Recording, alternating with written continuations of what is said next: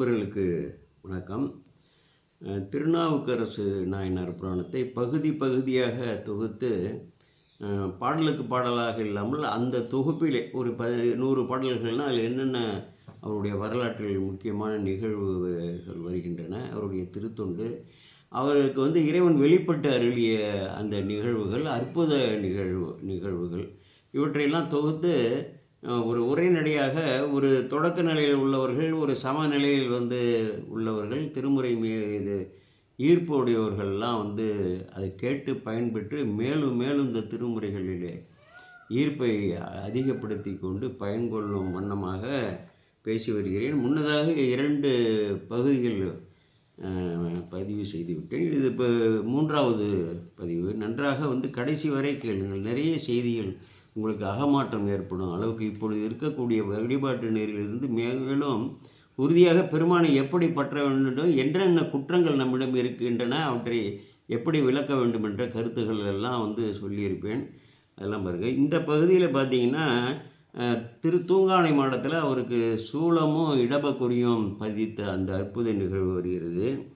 அடுத்தது தில்லைக்கு வருகிறார். அங்கே ஞானசம்பந்த பெருமானை கண்டு எதிர்வர்கள் வணங்கி, அப்புறம் அங்கு சீர்காழியிலே அவரோடு உடனிருந்து, பிறகு சீர்காழியிலிருந்து பல திருத்தலங்களையெல்லாம் வணங்கி திருநல்லூருக்கு, அதாவது சத்திமுற்றத்தில் உங்களுடைய திருவடியின் தலையில் வைக்க வேண்டும் என்று பெருமானை வேண்ட, நீ நல்லூருக்கு வா என்று பெருமான் அழைத்து அங்கே திருவடி சூட்ட ஒரு திருத்தாண்டகத்திலேயே நனைந்தனையே திருவடியின் தலைமையில் வைத்தார் என்று போற்றி பரவி இருக்கிறார். அது ஒரு அற்புதமான ஒரு நிகழ்வு.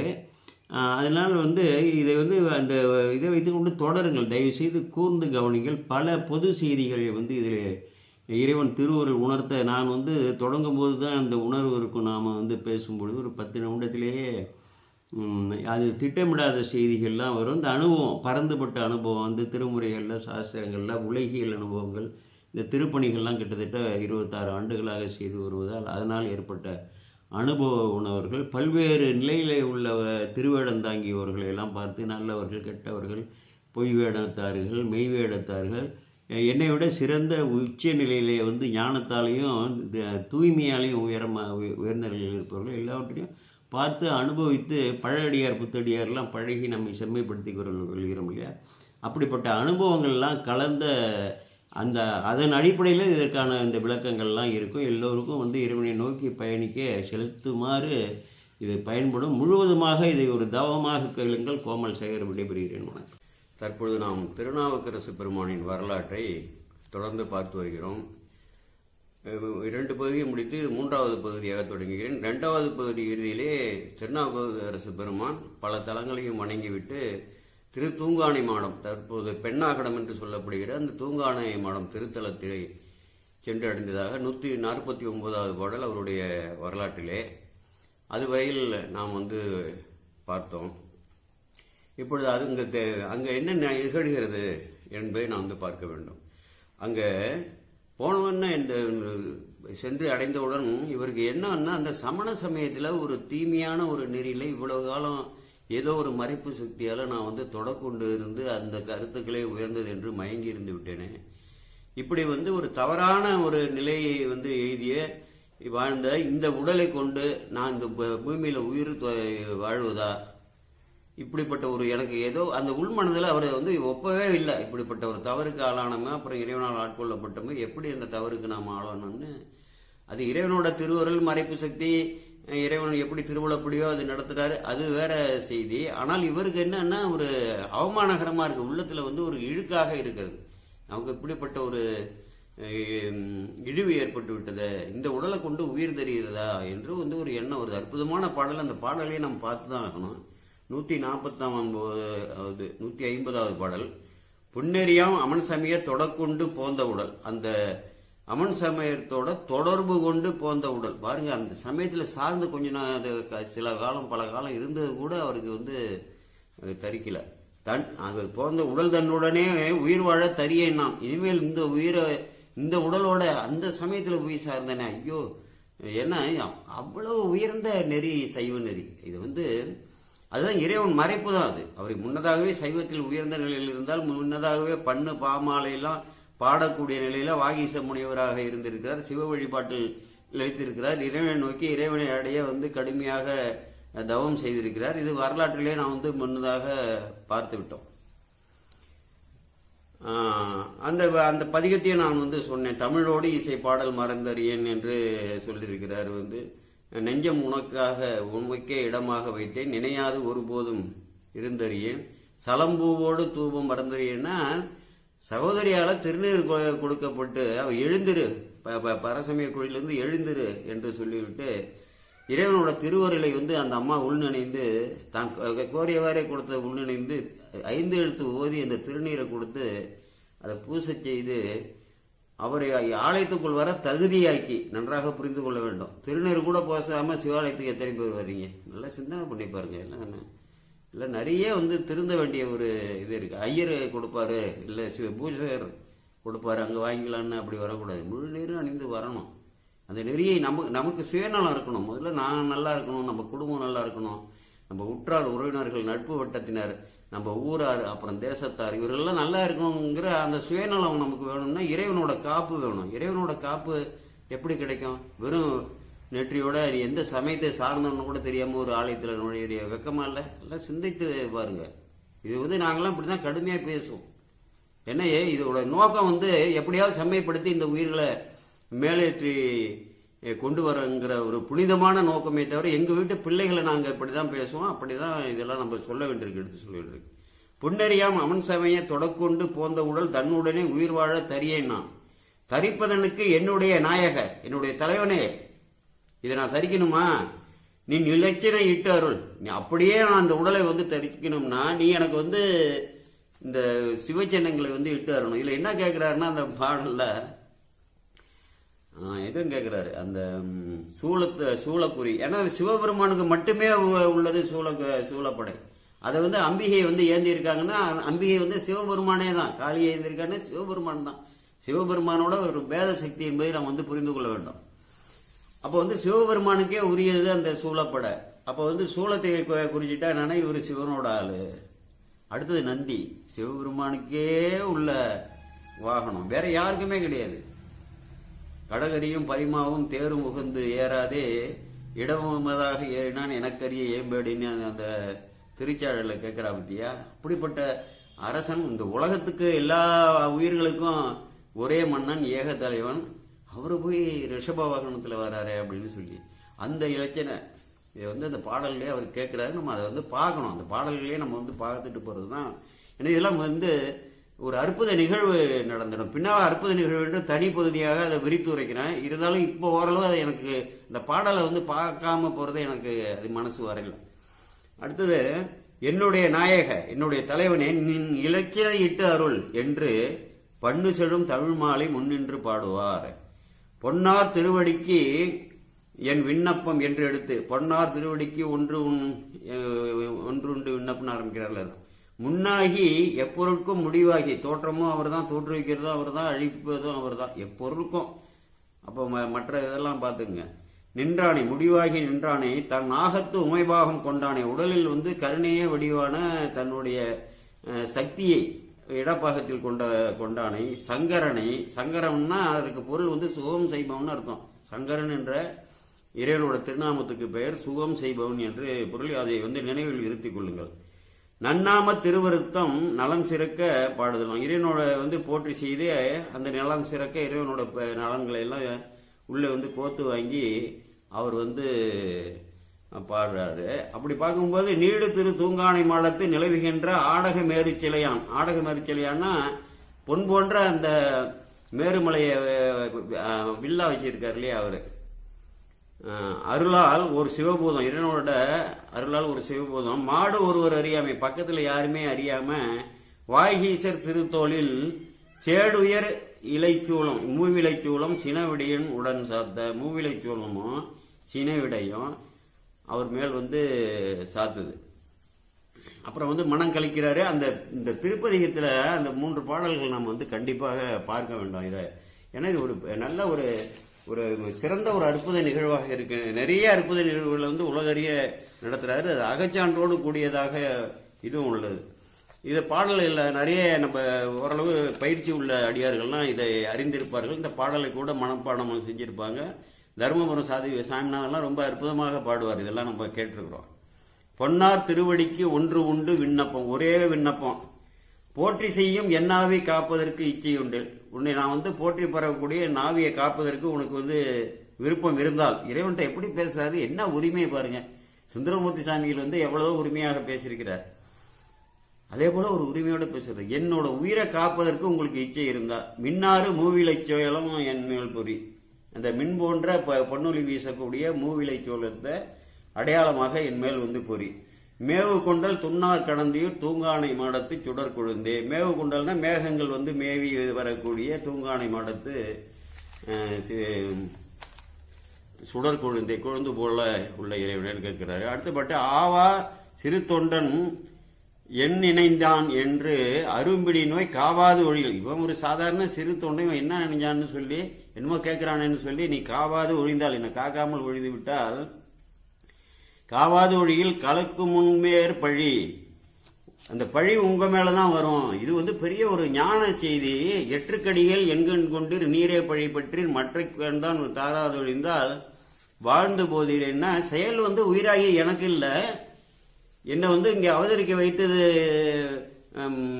திருவாமூரில் புகழனியார் மாதிரியாருக்கு, புகழனார் மாதிரியாருக்கு அவதரிக்க செய்தது தாங்கள், என்னை வளர்த்து எடுத்தது தாங்கள், எனக்கு உங்கள் சைவத்தையே காட்டாமல் வளர்த்தது தாங்கள், என்னை சமண சமயத்தை தொடக்குறை செய்தது தாங்கள், மீட்டு எடுத்தது தாங்கள், என்னுடைய சூளை நோய் உண்டாக்கியது தாங்கள், அதை நீக்கியதும் தாங்கள். எல்லா செயலும் உங்கள் செயலாக இருக்க எனக்கு இப்படிப்பட்ட பழி இந்த உடலை தாங்கி இருக்கக்கூடிய இந்த எனக்கு இந்த உயிருக்கு உயிராகி எனக்கு இப்படிப்பட்ட ஒரு பழி விட்டதே.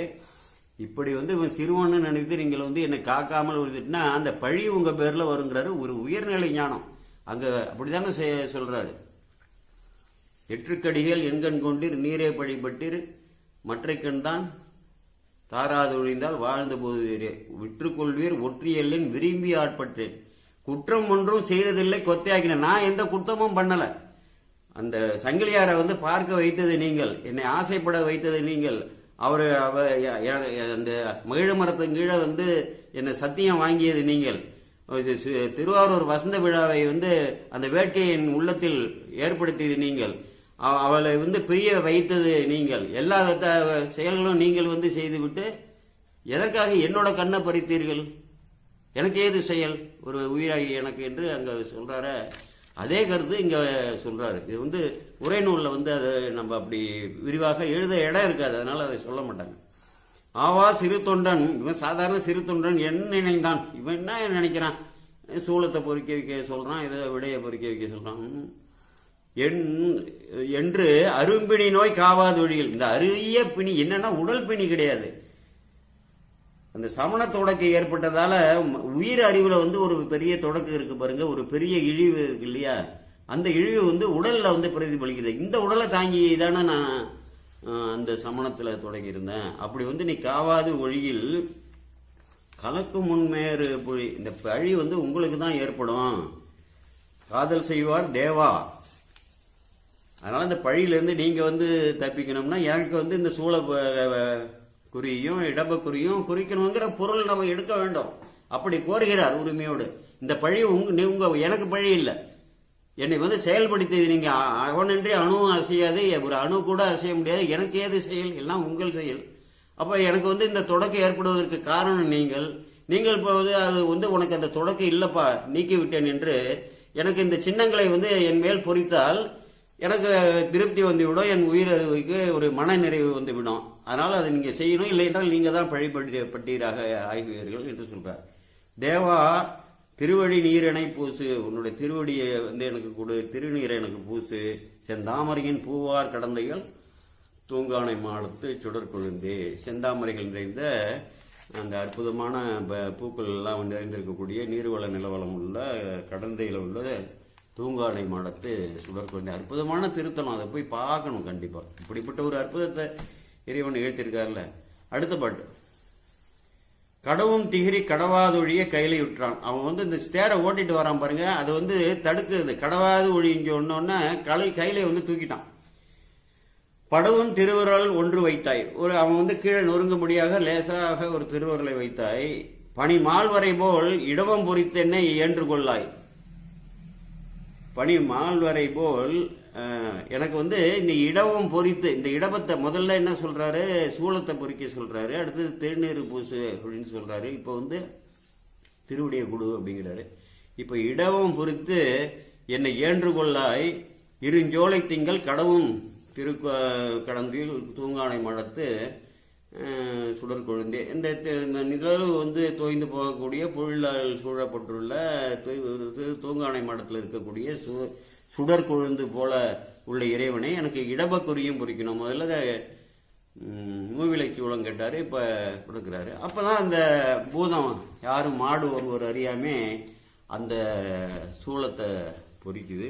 அதுல பாடல் பண்ணா 3 பாடல் தான் இருக்கு. என்னென்ன அற்புத செய்திகள் எல்லாம் அதில் சொல்லியிருக்காருன்ட்டு நமக்கு தெரியவில்லை. நம்ம தவ குறைவு கொடுத்துருக்கிறதே படிக்கலையே பல பேர். அதை நினைச்சு பார்த்தோம்னா இப்ப எங்களை போல வந்து பல நாடுறோம்ல இறை ஞானத்தை, அந்த வேத நெறிய, ஆகம நெறிய, அந்த நம்ம தத்துவ நெறிகளை எல்லாம் அந்த திருமுறைகளை நாங்கள் வந்து தேடி தேடி நாடக்கூடியவர்களுக்கு இதுல என்ன இப்படி பாடல் கிடைக்காம போயிட்டுது. இந்த திருப்பதிக இந்த தளத்துல பாடியிருக்கிறார், என்ன பாடியிருப்பாரோ அது கிடைக்காம போயிட்டுது.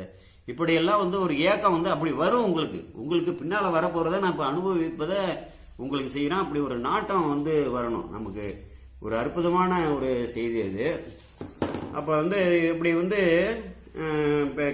அவருக்கு வந்து பொறிக்கப்பட்டது. அப்ப வந்து திருவருள்ல வந்து நினைந்து நான் உயிர்ந்தேன், என்ன இறைவன் காத்து விட்டார், இனிமேல் நான் வந்து தொடர்ந்து வாழலாம், அந்த தொடக்க என்னை விட்டு போய்விட்டு இறைவனே அங்கீகரித்த உடனே வந்தா ஊரார் எனக்கு என்ன சொன்னான்னா, என்னை வந்து பேயின்னு எல்லாம் சொல்றான், என்ன இறைவன் அறிவாரு, இவர்கள் வந்து இந்த அறியாத மாக்கள் என்ன சொன்னான்னு அம்மையார் சொல்றாங்க பாருங்க. அதே போல ஒரு மனநிலை இறைவனாலே அங்கீகரிக்கப்பட்டு விட்டேன்னு அது தவறல்ல, அது உண்மையில் வந்து எந்த பழியும் இல்லை என்று என்னை வந்து விடுவித்து விட்டார் என்ற ஒரு கருத்தை சொல்றார். அப்ப அந்த தோள்கள் அந்த வந்து திருத்தோள்களில் என்று இங்கே குறுக்கிடப்பட்டிருக்கு. நான் வந்து வலது தோளில் தான் ரெண்டையும் பொறித்தார் என்று ஒரு பெரிய ஆய்வு கட்டுற ஒரு பெரிய விவாதம் வந்துச்சு ஒரு சென்ற ஆண்டு என்று நினைக்கிறேன். அப்புறம் வந்து எல்லா நுணுக்கங்களையும் எடுத்து ரெண்டுமே சூழக்குறியையும் சரி இடபக்குறியையும் வலது தோளில் தான் பொறித்தார் என்று ஒரு முடிவாக அதை வந்து ஆய்வு கட்டுரை ஒன்று எழுதியிருந்தேன். அது எனக்கு இப்போ எடுக்க முடியல. பின்னால் நான் அது வந்து அந்த அற்புத நிகழ்வுகளை விளக்கும்போது விளக்குறேன். அப்படி வந்து அங்கே தங்கி சில நாட்கள் உழவார பணிகள்லாம் செய்து கொண்டிருக்கிறார். அப்புறம் தில்லைக்கு போக வேண்டும் என்ற ஒரு எண்ணம். இது எல்லா ஞானாசிரியர்களுக்கும் அந்த வேட்கை இருக்கும். தில்லையை வந்து பார்க்கலன்னா என்ன அர்த்தம், என்ன கோயில் நின்று அழைக்கப்படுவது தில்லை என்று வந்து சிறப்பாக வந்து பூஜை, இந்த உலகம் காக்கப்படுதுன்னா சிறப்பாக பூஜைகள் இந்த விழாக்கள்லாம் அந்த முறைப்படி ஆகம நிறைப்படியோ வேத ஆகம நிறைப்படி அவர்கள் சில முறைகளை வகுத்திருக்கிறார்களோ, அங்கே எப்படி அவர்கள் முன்னோர்கள் வகுத்தார்களோ அப்படியே தொடர்ந்து சிறப்பாக வந்து ஏற்றுவர்கள். எல்லாரும் அறிந்த செய்தி தான் இது.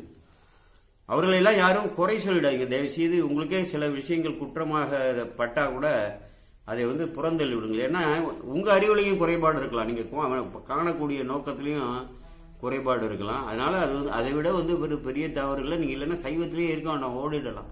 அதே போல வந்து வழிபாட்டில் உள்ளவர்கள் நாங்கள்லாம் சில குறைபாடுகளை எடுத்து சொல்லுவோம்னா எங்களோட நிலைவே வேற.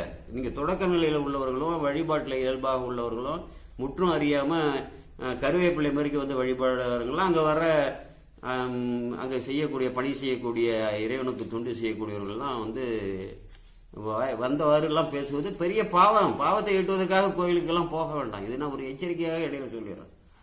அப்ப என்ன பண்றாரு, திருத்தல்லைக்கு போக வேண்டும் என்று தில்லை நட்டப்பெருமானை பார்க்க வேண்டும் என்று ஒரு ஆசைப்படுகிறது.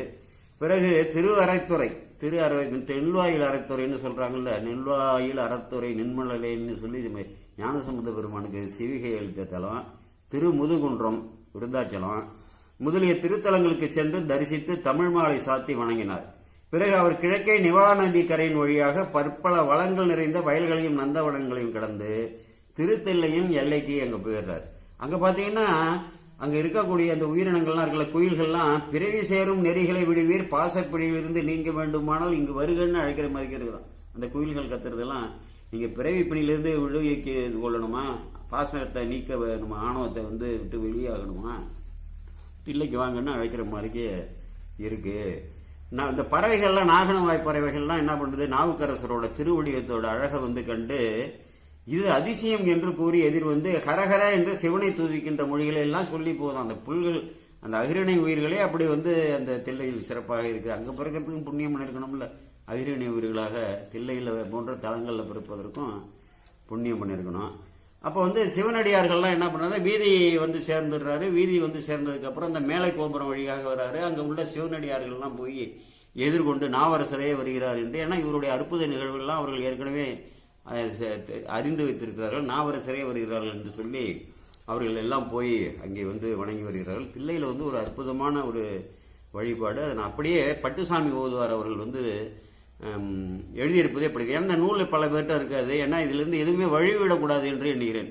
சிவனடியார்கள் தம்மை வந்து வணங்கி எதிர்கொள்ள வேதங்கள் முதலாகிய பல கல்வித்துறைகளையும் கரை கண்ட தில்லை 3000 அவர் வாழும். எல்லாத்திலையும் கரை கண்டவர்கள்ங்கிறாரு. சிவமே நிலவிய திருவீதிகள் வழியே திருநாவுக்கரசர் சென்றார். வேத ஒளியும் முனிவர் தோத்திர ஒளியும் வாயிலில் ஒலிக்கின்ற 7 நிலை கோபுரத்தை பணிந்து உள்ளே புகுந்தார். இதை மேலை கோபுரம். பொன்மயமாகிய அழகிய திருக்கோயிலை வலம் வந்தார். பேரன்பு பெருகி திருமேனி முழுவதும் மயிர்கூச்சி எறிந்து நிற்க கனக சபையை நேர் நின்று தரிசித்தார்.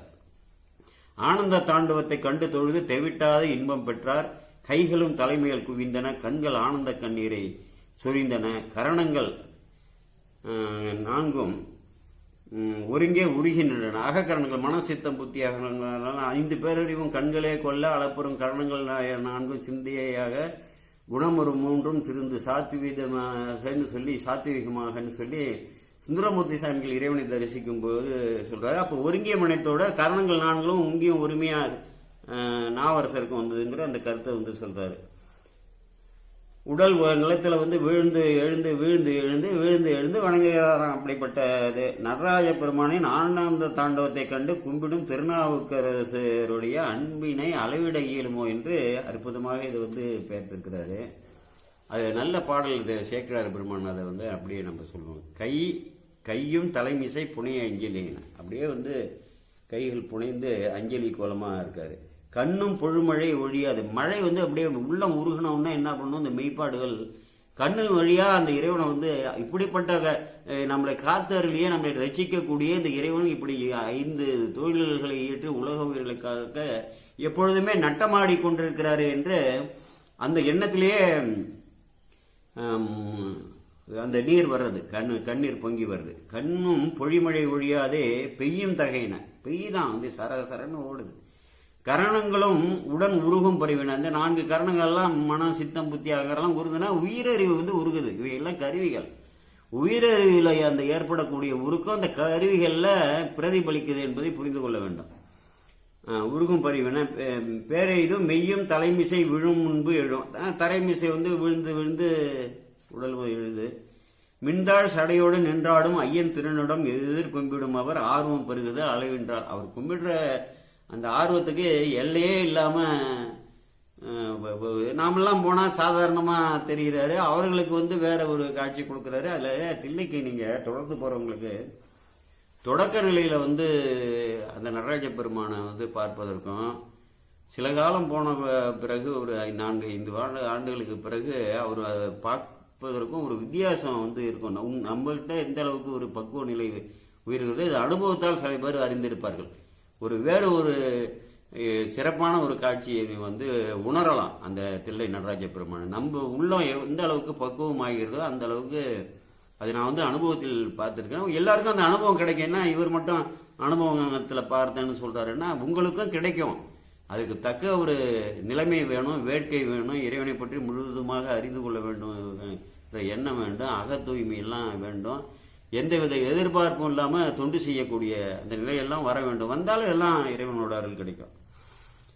அவரை இறைவனை வந்து என்று வந்தாயின்னு கேட்கிற மாதிரி இருக்குதான். என்று வந்தாய் என்ற கேட்பது போல திருக்குறிப்பு தோன்ற நடனம் புரிவதாக உணர்ந்த நாவுக்கரசர் கருநட்ட கண்டனை என்று எடுத்து ஒரு திருவுருத்தமும் பத்தனாய் பாட மாட்டேன் என்ற திருநேரிசையும் பணிகிறாரு. சில நாள் அங்கே இருந்து அன்னம்பாளிக்கன் சிற்றம்பலம், தில்லை சிற்றம்பலம் என்ற ஒரு பதிகத்தை பாடுறாரு. அப்புறம் பக்கத்திலேயே இந்த அண்ணாமலை பல்கலைக்கழகத்தில் திருவேட்களங்கிற ஒரு தலம் இருக்குது. அதற்கு அடுத்தது நெல்வாயில் இருக்கு, அதுக்கு அடுத்தது திருக்கழிப்பாலை. அந்த நெல்வாயில்ங்கிற ஊர்லேயே திருக்கழிப்பாலைங்கிற தளத்தை திரும்பவும் வந்து மீள நகரத்தாரெலாம் அந்த பிரதிஷ்டை பண்ணியிருக்கிறாங்க அந்த காலத்தில். அந்த திருப்பதிகளை தரிசித்து வணங்கி திருப்பதிகள் பாடி சில நாட்கள் அங்கு தங்கியிருந்து மீண்டும் தில்லை நோக்கி வரும்போது பணக்கை மும்மாதம் வேழம் உரித்தனன்னு அந்த உரித்தவன் என்ற அந்த இந்த பாடலை பாடி அம்பலக்கூத்தனை திணைத்தனை பொழுதும் மறந்து இவனோ என்று பாடுகிறார். ஒரு திணை துணை அளவு கூட அம்பல கூத்தனை மறைந்து நான் வந்து வாழ முடியுமா என்று அப்படி ஒரு எல்லாம் நமக்காக அதெல்லாம் எடுத்து பாடுறாரு. இன்னும் திருக்குறுந்தகை பாடிக்கொண்டு சிதம்பரத்தை அடைந்தார். பிறகு அடியார்களுக்கு எளிதில் வந்தருளும் சிவபெருமானின் கருணை குறித்து அரியானை அந்தனர்தம் சிந்தையானை என்று ஒரு அற்புதமான பெரிய திருத்தாண்டகம் என்று பேர். அதை பாடிக்கொண்டு பொன்னம்பலத்தில் சென்று நடராஜ பெருமானை தரிசித்து வணங்கி செஞ்சடை கற்றை முற்றத்து நிலா இருக்கும் என்ற திருநேரிசையை பாடுறாரு. இவ்வாறு தில்லையம்பதியில் யாவரும் அதிசயிக்க ஒன்றும் ஆனந்த கண்ணீர் பிறகு திருப்பதிங்கள் பாடும் பணியுடன் உழவார பணியும் செய்து கொண்டிருந்தார். இப்படி இருக்கக்கூடிய ஒரு சூழ்நிலையில் என்ன ஆயிடுதுன்னா, இது என்ன இந்த தில்லையில் வந்த பகுதியை நான் சொல்றதோட அந்த பட்டுசாமி ஓதுவார் வந்து எப்படி நோக்கி அவரு அப்படிப்பட்ட உரை. இது கண்டிப்பாக நீங்கள் வந்து உரைநடையில் இருக்கக்கூடிய நூல். இது ஒரு சிறந்த ஒப்பற்ற நூல். காசி மடத்தில் தான் வெளியிட்டு இருக்கிறாங்க, திருப்பனந்தாளில். அதை எல்லோரும் வந்து வாங்கி படிக்கணும். ஓரளவு அதை தொடக்க நிலையில் ஏதோ எழுதுறாங்க உரைகள் எல்லாம் படிக்கிற மொழிய இது வந்து ஒரு சிறந்த உரை என்று எல்லாராலையுமே போற்றப்படுவது. அவ்வளோ ஒரு பெரிய அறிஞர், அவ்வளவு நுண்பான நுழைவுல மிக்க அறிஞர் இந்த பட்டுசாமி ஓதுவர்னு ஒரு பெரியவர் இருந்திருக்கிறாரு. அதை வந்து அங்கே திருப்பனந்தாளை பொறுத்தவரையிலும் அடக்க விலைக்கு தான் அந்த நூல்களை வந்து போடுறாங்க. அவங்க வந்து லாப நோக்கத்தில் அந்த காலத்திலேருந்து போடுவதில்லை. அப்படி ஒரு சிறப்பாக ஒரு தொண்டு செய்து கொண்டிருக்கிறார்கள். அவர் திருஞான சம்பந்த பெருமானுக்கு அப்போ வந்து என்ன செய்தி கிடைக்குதுன்னா, திருஞான சம்பந்த பெருமானுக்கு வந்து சீர்காழியில் அவதரித்த விவரமும் அவருக்கு 3 ஆண்டுல எண்ணறிய சிவஞானத்தை குழைத்து அம்பிகை திருமுலைப்பால் கொடுத்ததும், அப்புறம் இறைவனை அவங்க தகப்பனார்த்த அடையாளம் காட்டினது, அப்புறம் திருக்கோலக்காவில் தாளம் கொடுத்தது, இதை போல செய்திகள்லாம் இவருக்கு கிடைச்ச உடனே அவரை கொண்டு அவரை நாம் வந்து கண்டு தரிசித்து வணங்க வேண்டும் என்ற எண்ணம் வருது. அது சின்ன குழந்தை, அவரை வந்து நாம் வந்து வீழ்ந்து வணங்க வேண்டுங்கிற ஒரு எண்ணம். அவ்வளவு பணிவு. அப்பர் பெருமானா சாதாரணமா பணிவுடைய வடிவுடையார், அவ்வளவுதான். இங்கேனும் திருநாவுக்கரசர் அப்படி ஒரு எண்ணம் வருது. உடனே அங்கேருந்து புறப்பட்டு போய் அங்கே இதுக்கு போறாரு, திருநாரையூர் தளத்தில் போய், அங்கே தானே பொல்லா பிள்ளையார் இருக்கிறாரு, நமக்கு திருமுறைகள்லாம் எடுத்து கொடுத்த அந்த இறைவனாச்சிய, அங்கே போய் அங்கே வணங்கிட்டு இறைவனை விடை கொண்டு அப்புறம் நேராக சீர்காழிக்கு போறாரு. சீர்காழிக்கு போகும்பொழுது என்ன ஆயிடுதுன்னா, நாவரசர் சீர்காழியை நோக்கி வந்து கொண்டு இருக்கிறாருங்கிற செய்தி திருஞான சம்பந்த பெருமானுக்கு தெரிஞ்சிடுது. உடனே அவருக்கு இருப்பு கொள்ளாம அடியார்கள் புடைசூழ அந்த சீர்காழி எல்லையை தாண்டி எதிர்கொண்டு அழைக்க வர்றார். பாருங்க ஒருவருக்கு ஒருவர் எந்த அளவுக்கு ஒரு அன்பு. இவர் அவரை கண்டதில்லை, அவர் இவரை கண்டதில்லை. ஆனா ஒரு அடியார்னா ஒரு அடியார் இலக்கணப்படி அடியாரோட திருவுருவம் எப்படி இருக்கணுமோ அப்படிப்பட்ட உருவம் கொண்டவர் நம்ம அப்பர் பெருமான். அவர் மேல உள்ள அன்பால அவரு இந்த சமண சமய தொடக்க விட்டு மீள இறைவன் வந்து மீட்டருளியது இவருக்கு தெரியும். அவர் மேல தவறு இல்லை, இறைவனோட திருவிளையாடல்னு சொல்லி ஞானசம்பந்தருக்கு தெரியும். இல்லைன்னா அந்த சமயத்தில் தொடக்க விட்டவரை வந்து பார்ப்பதே வந்து தவறு என்று அப்படிலாம் நினைச்சிருவாங்க. அப்படி இல்லை. அப்படி ஒரு நிலையை வந்து அப்பர் பெருமானை வைத்து திருவிளையாடல் பண்ணியது நம்ம இறைவனோட விளையாட்டு என்று ஞானசம்பந்தர் அறிவார். அவர் எப்படியாவது, ஏன்னா வாகீச முனிவராக இருந்திருக்காரு, இவரும் கையில இருந்திருக்காரு, அவரும் கையில இருந்திருக்காரு. முன்னமே அவர்கள் வந்து ஒருவருக்கு ஒருவர் அறிமுகமானவர்கள் என்பதை புரிந்து கொள்ள வேண்டும். திருந்தடி மறைக்கலாது இருந்த என்னை மையல் செய்தி மண்ணில் மேல் பிறக்குமாறு காட்டினாய், பிணிப்பிடும் உடம்பு பட்டு இழுக்குமாறு காட்டினாய்க்கு இழுக்குகின்றதை என்ன தவறு செஞ்சேன் அப்படின்னு ஞானசம்பந்தர் கேட்கிறால, உன்னோட திருவடியே நான் நினைச்சேன், எங்க கையில அந்த பேரின்பத்திலேயே திளைச்சிருந்தேன், என்ன போய் மையல் செய்து இந்த மண்ணில் வந்து பிறப்புக்கும் இறப்புக்கும் உள்ள நோய்க்கும் உள்ள உடலை கொடுத்து என்ன பிறக்க செய்தியே என்ன தவறு செஞ்சேன்னு திருத்துருத்தையில வந்து ஞானசம்பந்தர் கேட்கிறாரு. வாகீச முனிவராக இருந்ததே அவருக்கு தெரியும். எல்லாமே அவர் முக்காலமும் திரிகாலமும் உணர்ந்த ஞானி. என்னன்னா எழுந்த இந்த திருக்கூட்டத்தாரோட இது உதாரணமாக காண்பிக்கிறார். ஒரு பெரியோர், ஆன்மீக பெரியோர்கள் வந்தால் நம்ம எதிர்கொண்டு அழைக்க வேண்டும், எல்லையில் சென்று அழைக்க வேண்டும்ங்கிற ஒரு பெரிய பண்பு நலனை ஞானசம்பந்த பெருமானே நமக்கு அதை செய்திருக்கிறார். அப்போ வந்து எதிர்கொண்டு வராங்க இவர்கள் திருக்கூட்டமும். இது ஒரு கடல், 2 கடல் வந்து சேருவது மாதிரி அவர்கள் திருக்கூட்டமும் எல்லாமே சேர்ந்து இங்கே வந்தோடனே அப்பர் பெருமான் நெடுஞ்சாங்கடையாக வந்து விழுந்து வணங்குறாரு. அவர் வந்து பதிச்சு இவ்வளோ ஒரு பெரிய வணங்குறாருன்னா அங்கேருந்து வந்து கையால் எடுத்து அவர் வந்து வணங்குறாரு. ஒருவர் வந்து வணங்குறாங்க. அப்போ எப்படி இருக்குன்னா இவரோட திருமேனியை வந்து அற்புதமாக இங்கே அங்கே திருவதிகை வீரட்டானத்துக்கு தெருவில் நடந்து போகும்பொழுது அவரோட பொலிவு எப்படி இருந்தது என்று ஒரு பாடல் அற்புதமாக குறிச்சிருந்தார். இங்கே வந்து அப்பர் பெருமான் அப்படியே வந்து இந்த திருவுருவத்தை நம்ம கொண்டு வரணும்.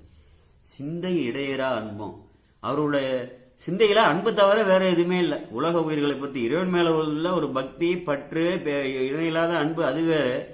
உலகத்தில் வந்து படைப்பிக்கப்பட்ட உயிர்களுக்கெல்லாம் அவர்களை எல்லாம் தேற்றுவதற்காக தான் இறைவன் வந்து இந்த உடலை கொடுத்திருக்கிறாருங்கிற அந்த கருத்து புரிந்து கொண்டதால பிற உயிர்கள் மட்டும் உள்ள அன்பு, இடையறாத அன்பு, அன்பே உருவாக அந்த சிந்தை இருக்கு. சிந்தைனா உயிரறிவு என்று நீங்கள் எடுத்துக்கொள்ளுங்கள். சிந்தை இடையறா அன்பும் திருமேனி தண்ணில் அசைவும், அந்த அளவோடு வந்து அசையக்கூடியது. ஒரு முதுமையும் இருக்கு இல்லையா. கந்தை மிகையாம் கருத்தம், இந்த கந்தையான ஒரு ஆடை இருக்கு பாருங்க, ஒரு எளிய ஆடை, ஒரு பெரிய பட்டு பீதாம்பரம்லாம் அணிவர்கள் நம்ம சாமியாட்டம் தான் தோளையெல்லாம் அணிந்து கொண்டு இருக்கிறார் இல்லையா. அதே போல கந்தை மிக இதே வந்து அதிகம் என்று சொல்லி ஒரு எளிய ஆடை வந்து அணிந்து கொண்டு அந்த கருத்தில் உள்ளவர். கை உழவாரப்படை, எப்போ பார்த்தாலும் கையில் வந்து உழவாரப்படை வைத்து கொண்டு இந்த தொண்டு நெறிய அக்கா தன்னுடைய சகோதரியாகிய திலகவதியார் இவருக்கு அறிமுகப்படுத்தி இவரை செயல்படுத்த செய்த, அவர் வழியாக இறைவனால் செயல்படுத்த செய்யப்பட்ட இந்த அப்பர் பெருமான் திருநாவுக்கரசு பெருமான் எப்பொழுதுமே கையில் உழவாரப்படையை வந்து வைத்திருக்கக்கூடியவர். ஒரு அடையாளம் அது. கை உழவாரப்படையும் வந்திழி கண்ணீர் மழையும். அங்கே முன்னாடியே நடராஜ பெருமானை வந்து பார்க்கும்போது மனம் உருகி எப்பவுமே அந்த இறை சிந்தனையிலே இருக்கிறதால இந்த கண்ணீர் வந்து கலங்கி இருக்கு. சிலர் நான் சில அன்பர்களை பார்த்துருக்கேன், நமக்கெல்லாம் வரல இவங்களுக்கெல்லாம் இப்படி வருதுன்னு கூட நினைச்சிருக்கேன். சாதாரண ஒரு அன்பர் ஒரு திருப்பணி ஒரு ஆலயத்தில் செய்யும்போது இறைவனை பார்த்து பேசினாலே அவருக்கு கண்ணில் நீர் தழும்போம். ஏன்னா நம்ம இவ்வளோ தூரம் வழிபடுறோம், திருமுறையெல்லாம் படிச்சுட்டு இருக்கிறோம், நமக்கு வந்து அது மாதிரிக்கே வரலையேன்னு நான் பல காலம் வந்து எண்ணியது உண்டு. அப்படிப்பட்ட அன்பர்கள்லாம் வந்து பார்த்துருக்குறோம். வந்திழி கண்ணீர் மனையும், இழுதல்னா கீழே விழுதல்னு அர்த்தம். வடிவில் பொலி திருநீரும், அவர் வடிவம் பூரா அதான் வெந்நீர் சன்னித்த மேனியான் இறைவனுக்கும் பொழுது இங்கே மட்டும் இல்லாமல் உடம்பு பூரா விபூதியை வந்து பொழியும்படியாக பூசியிருக்கக்கூடியவர். அந்தமில்லா திருவேடத்து, அந்தமில்லா திருவேடம், அதுக்கு வந்து எல்லையே இல்லை அவரோட திருவேடத்துக்கு. அரசும் எதிர் வந்து அணைகிறார்.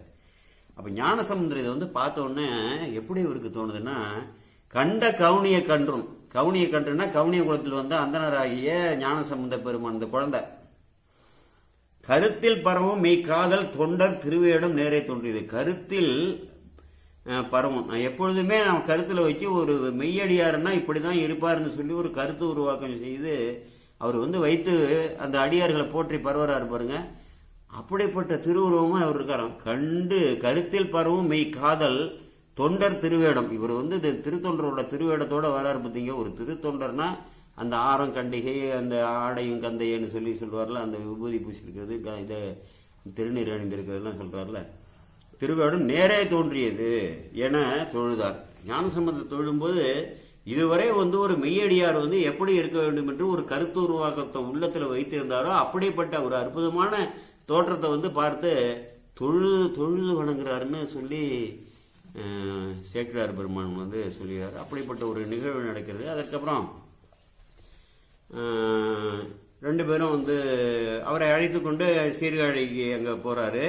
சீர்காழிக்கு போய் இந்த ஆலயத்தை தரிசனம் பண்ணுறாங்க. தரிசனம் பண்ணோன்னே அப்பரே நீங்கள் உங்கள் பெருமானை பாடுவீர் என்று ஞானசம்பந்த பெருமான் சொல்கிறாரு. அப்பொழுது என்ன பண்ணுறாரு, அது ஆனந்த கண்ணீர் பொழிந்து நின்று பார்கொண்டு மூடி என்று தொடங்கும் திருப்பதிகம் பாடி பெரிய நாயகி அம்மா பேர் அங்கே பெரிய நாயகின்னு பேர், பெரிய நாயகி அம்மையிடம் திருத்தோணியில் வீட்டிலிருந்தாலும் பெருமானை பணிந்தார்.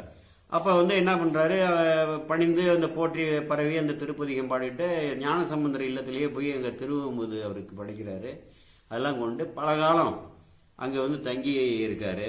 தங்கி இருக்கும் பொழுது என்னன்னா, இவருக்கு இன்னும் பல தலங்களை எல்லாம் நம்ம போய் பார்க்க வேண்டும் என்று வேட்கை இயல்பாக திருநாவுக்கரசுக்கு நாயனாருக்கு வந்து ஏற்படுகிறது. அதனால என்ன பண்றாருன்னா திருஞான சம்பந்தர்கிட்ட விண்ணப்பித்துக் கொள்கிறார். நான் வந்து எல்லா தலங்களையும் வந்து போய் பார்க்க வேண்டும், பல தலங்களில் இறைவன் வந்து விட்டிருக்கக்கூடிய கோலத்தை என்று ஒரு அவா எழுகிறது, எனக்கு நீங்கள் விடை கொடுக்க வேண்டும் என்று சொன்னோன்னா சரி என்று சம்மதம் செய்துவிட்டு அங்கே சீர்காழியில் இந்த தளத்திலிருந்து மேற்கே ஒரு 2 கிலோமீட்டர் தொலைவில் திருக்கோலக்கா என்ற திருத்தலம், தாளம் பெற்ற திருத்தலம் ஞானசம்பந்தருக்கு அந்த திருத்தலம் இருக்கு இல்லையா, அந்த திருத்தலம் வரை அப்பர் பெருமானுடைய உடன் போய் அந்த திருத்தலத்தை வந்து தரிசிக்க செய்துவிட்டு அங்கே விடை கொண்டு மீண்டும் ஞானசம்பந்தர் மீள்றாருன்னா எந்த அளவுக்கு அப்பர் மேலே இங்கே சீர்காழியில் இருந்து கொண்டே சரி ரொம்ப நல்லது போய் வாருங்கள், நாம் மீண்டும் இறைவன் திருவருள் இருந்தால் சந்திப்போம்னு சொல்லிட்டு இருந்துடலாம் இல்லையா. எப்படிப்பட்ட ஒரு உயர்ந்த பண்பு நலம் நமக்கு இங்கே சொல்லப்படுகிறது என்பதை நான் வந்து புரிந்து கொள்ள வேண்டும். அந்த திருத்துக்கோலக்கா வரையிலும் அப்பர் பெருமானுடைய வந்து உடனாக சென்று அங்கே வந்து அவரை தரிசிக்க செய்து தானும் தரிசிச்சுட்டு அங்கே இருந்து அவருக்கு விடை கொடுத்து அனுப்பிவிட்டு மீளவும் திருஞான சம்பந்தர் வருகிறார் என்று அப்படி ஒரு பண்பு நலன் வந்து அங்கே வந்து சொல்லப்படுகிறது. அதை நாம் கருத்துக்கள் கொள்ள வேண்டும். அப்புறம் வந்து விடை கொண்டதுக்கு அப்புறம் என்ன பண்றாரு, திருக்கருப்பரையலூர் என்று குற்றம் பொருத்தநாதர்னு சொல்லுவாங்க, அற்புதமான பாடல் ஞானசம்பந்தர்.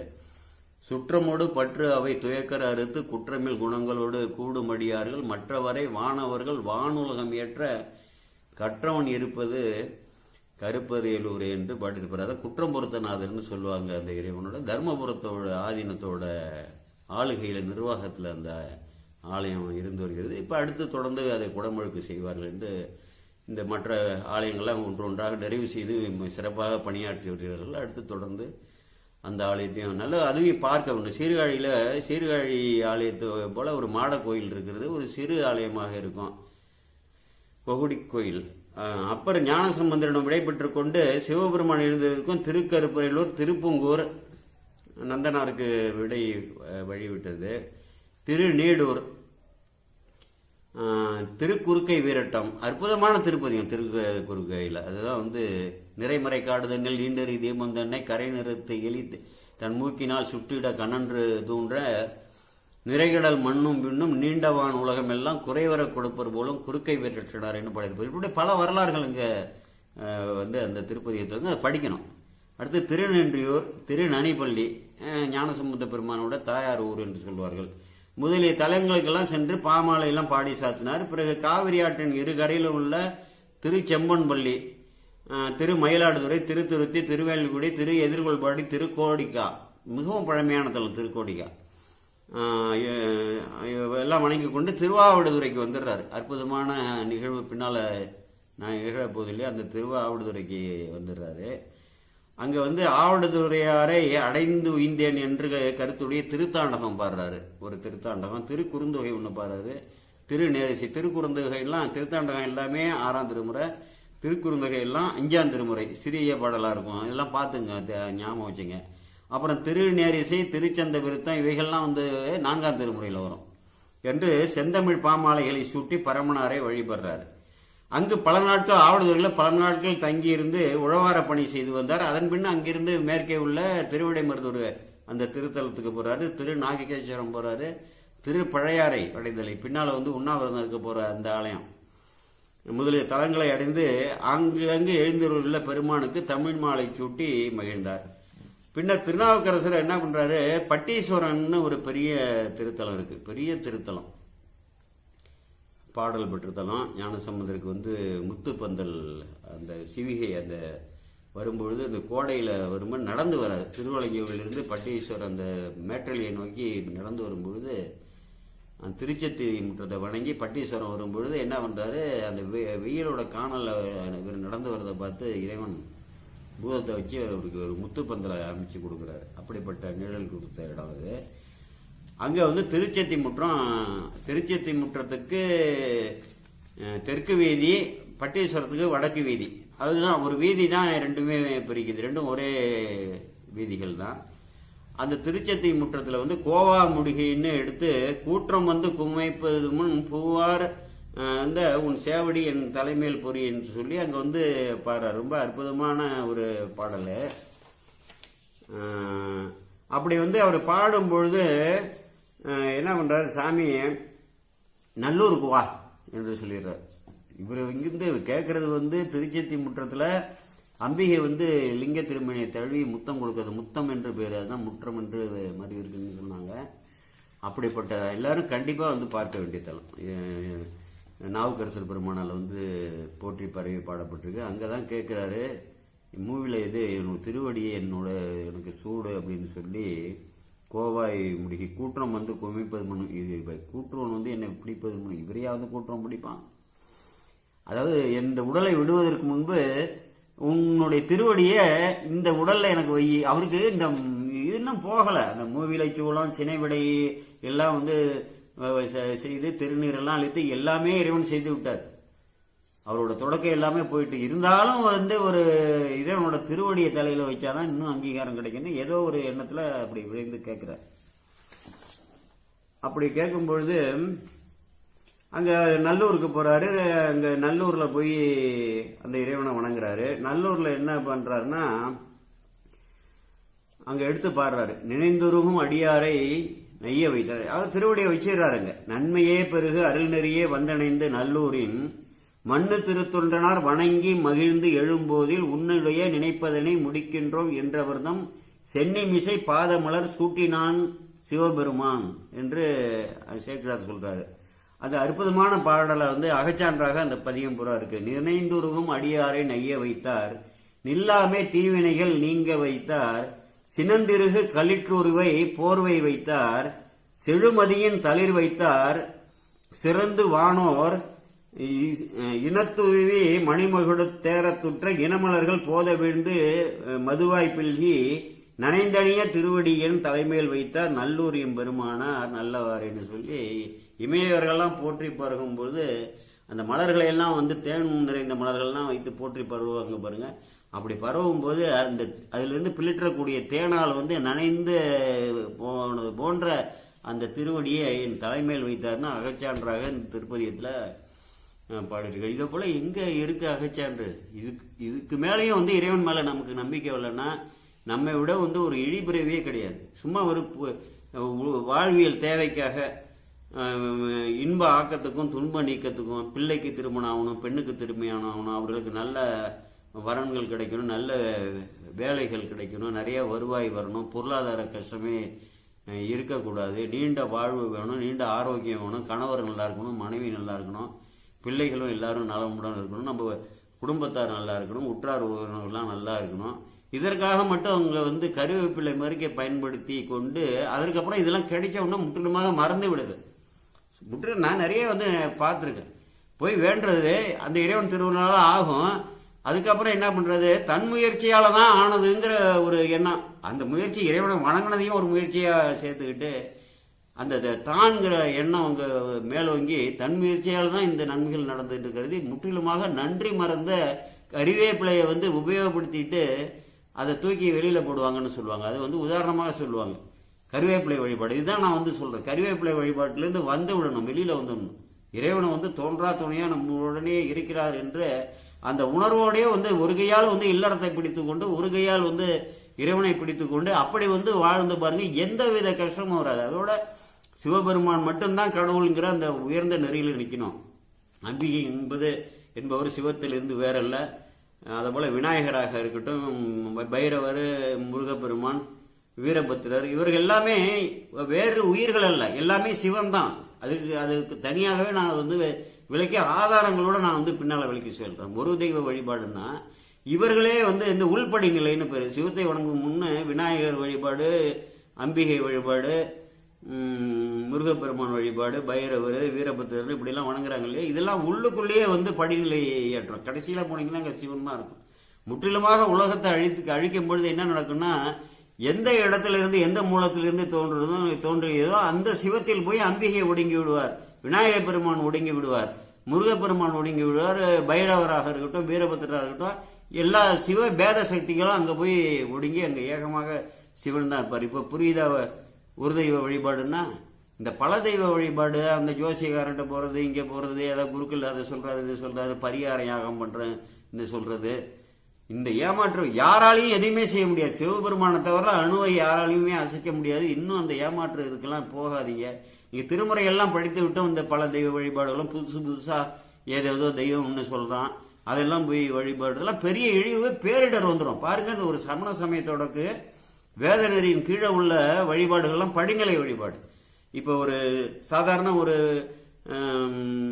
பெருமாள் வழிபாடு இருக்கு, ஆஞ்சநேயரை வந்து வழிபடுறாங்க, வேற நம்ம ஞானியர்கள்லாம் வழிபடுறாங்க. இதுல வேத நெறியில் உள்ள பல்வேறு பிரிவுகளை வந்து உள்ள கடவுளர்கள்லாம் வழிபடுறாங்கன்னா இது படிநிலை ஏற்ற முறை வழிபாடு. கடைசியாக உச்ச நிலையில இறைவன் வந்து வேதத்தில் சொல்லப்பட்ட நமசிவாயச சிவதராயசன்னு சொல்லி அடையாளம் காட்டப்பட்ட அந்த சிவபரம்பொருள் பேரொளி பிழம்பா இருக்குன்னா அந்த இறைவனை நோக்கி பயணப்படும் பொழுது ஒரு இடைநிலை ஒரு ஏற்ற முறைகளான தெய்வங்கள் வழிபாடு. அதை பத்தி வேத நெறிக்கே தொடர்பில்லாத புறநெறி வந்து உள்ள யாரையோ வந்து இவர் அவரோட அவதாரம் இவரோட அவதாரம் ஒரு ஆதாரமும் இல்லை. இப்படியா வந்து முட்டாள் ஏமாறுவீங்க? ஒரு ஆதாரமும் கிடையாது. யாரோட அவரோட அவதாரம் இவரோட அவதாரம், அவர் வந்து எனக்கு கனவுல வந்தாரு என்ன தூக்கிட்டு போனாருன்னு சொல்லி இதை விட வந்து ஒரு இழிநிலையே கிடையாது. நல்லா சிந்தித்து பார்க்கணும். உங்களுக்குலாம் ஏன் வந்து கடவுள் இப்படி புறந்தள்ளி விரட்டினாரு? ரொம்ப பரிதாபப்பட வேண்டியிருக்குது. அப்படிப்பட்ட சூழ்நிலையெல்லாம் இல்லாம ஏக இறைன்னு சொல்லி நமக்கு ஆச்சாரியர்கள்லாம் என்ன சொல்லியிருக்காங்க? சிவத்தை தவிர ஏதாவது காமிச்சிருக்காங்களா? இந்த 12 திருமுறைகள்னு ரைட்டு, ஆகமங்கள்ல ரைட்டு, வேதங்கள்ல ரைட்டு. வேதத்துல எஜுர்வேதத்தில் நடுவில் அதுதானே சொல்றாங்க, நம சிவாயச சிவதராயச. முடிஞ்சு போச்சு. கருபோல் காக்கப்பட்டிருக்கு. இதுக்கு மேல என்ன மயக்கம்? ஆக வாழ்க்கையில வந்து ஒரு சுயநலம் இருந்து ஒரு துன்பம் நீங்கி இந்த பிறவில இதற்கு மேல நீ வந்து சகல செல்வத்து வளத்தோட வாழ்ந்து உன்னோட தன்மைக்கு தக்கவாறு உன்னோட வழிபாட்டு உயர்வுக்கு தக்கவாறு தக்க வானுலகம் எல்லாம் வந்து கட்டி ஆண்டு வாழ வேண்டும் என்ற ஒரு சுயநலம் இருந்ததுன்னா இந்த ஏக இறை கோட்பாட்டுக்கு வாங்க. இது ஒன்றும் பெரிய விஷயமே இல்லையே. என்ன என்ன மயக்கம், என்ன தடுக்குது? அதுல இருந்து வெளியில வாங்க வந்து சிவபெருமான் திருவடியில வந்து வீழுங்க, சிவநாமத்தை சொல்லுங்க, விபூதி பூசுங்க, இதை போட்டுங்க, திருமுறைகளை படிங்க, அடியார் திருக்கூட்டத்தோடு சேருங்க, உழவார பணி, ஆலயத்தில் உள்ள தொண்டு, பன்முக தொண்டுல ஏதாவது ஒன்று எடுத்துங்க. 63 நாயன்மார்கள் எடுத்துக்கொண்ட பணியில ஏதாவது ஒரு நாயன்மாரை வந்து மனசுல வரைச்சு அவரு செய்த தொண்டு செய்யுங்க. இப்போ தூபம் போடுறாங்க, ஒரு இந்த சாம்பிராணி இந்த இதெல்லாம் இருக்கு இல்லையா, வாசனை செய்யக்கூடியது, அதை செய்யலாம். இல்ல கூட்டி பெருக்கி சுத்தம் பண்ணலாம். பெண்கள்லாம் போய் ஒரு வாரத்துக்கு ஒரு நாள் வெள்ளிக்கிழமை போய் அலசி விட்டு அதெல்லாம் சுத்தம் பண்ணலாம்.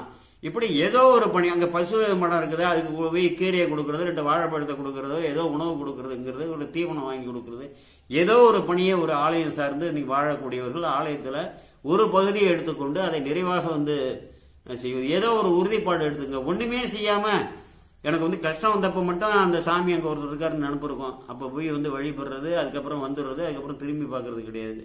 இப்படிப்பட்ட சுயநல வழிபாடு வந்து பல பிறவிகளை நமக்கு கொடுக்கும். சிவ வழிபாடு ஒன்றுதான் இந்த பிறவியை நமக்கு வந்து நீக்கி அந்த பேரின்ப நிலையை எதிர்விக்கும். ஐயோ பிறவி போயிட்டு தான் என்னடா பண்றது உடம்புல, அந்த பேரின்பத்துக்கு ஈடு இணையல. உலகத்துல இந்த உடலை கொண்டு நீ எது வந்து உயர்ந்த இன்பம் என்று எண்ணி மகிழ்ந்து அனுபவிக்கிறாயோ அதை விட வந்து அதை வந்து அதாவது அதை அனுபவிச்சவன் வந்து யாரும் சொன்னதே கிடையாது. அப்படிப்பட்ட கோடானு கோடி மடங்கு ஒரு பேரின்ப நிலையை நிரந்தரமாக இந்த உயிர் வந்து அனுபவித்துக் கொண்டிருக்கும். அப்படிப்பட்ட நிலையை நாம் எல்லோரும் எய்த வேண்டும் என்று சொல்லி இத்துடன் இதை நான் வந்து இப்பொழுது நிறைவு செய்து கொண்டு அடுத்த பகுதியை 4வது பகுதியிலே தொடருகிறேன். எல்லோரும் வந்து வாங்க, நல்லா வந்து கேளுங்க. அதுக்கப்புறம் இந்த பகுதியை வந்து இந்த பெரிய புராணத்தில் எடுத்து படிங்க. ஆங்காங்கு உள்ள புலவர்கள், ஆன்றோர்கள், சான்றோர்கள், திருமுறையில் வந்து பரிச்சயம் உள்ளவர்கள், ஈடுபாடு உள்ளவர்களை கொண்டு பாடம் சொல்ல சொல்லி பாடலுக்கு பாடு கேளுங்க. பெரிய புராணத்தை நம்ம உணர்ந்து விட்டோம்னா அதை விட வந்து ஒரு உயிரை வந்து பக்குவப்படுத்துறதுக்கு உலகத்திலே நூல் கிடையாது. உயிரை பக்குவப்படுத்துறதுக்கு எல்லாத்தையும் திரட்டிட்டார். அந்த 11 திருமுறைகள்லையும் உள்ள கருத்துக்கள், வேதாகம கருத்துக்கள்லாம் திரட்டி கொண்டு வந்து செறிவாக வந்து கொடுக்கப்பட்டு ஒரு உயிரை வந்து பக்குவப்படுத்தக்கூடிய அப்படிப்பட்ட வரலாறுகளை உள்ளடக்கிய ஒரு நூல் என்று சொல்லி இதுவரை கேட்ட அன்பர்கள் எல்லாம் எல்லா சிவநலன்களையும் எய்த வேண்டும் என்று வாழ்த்தி கோமல் சேகராகிய நான் விடைபெறுகிறேன். வணக்கம். சிவாய நம. சிவாய.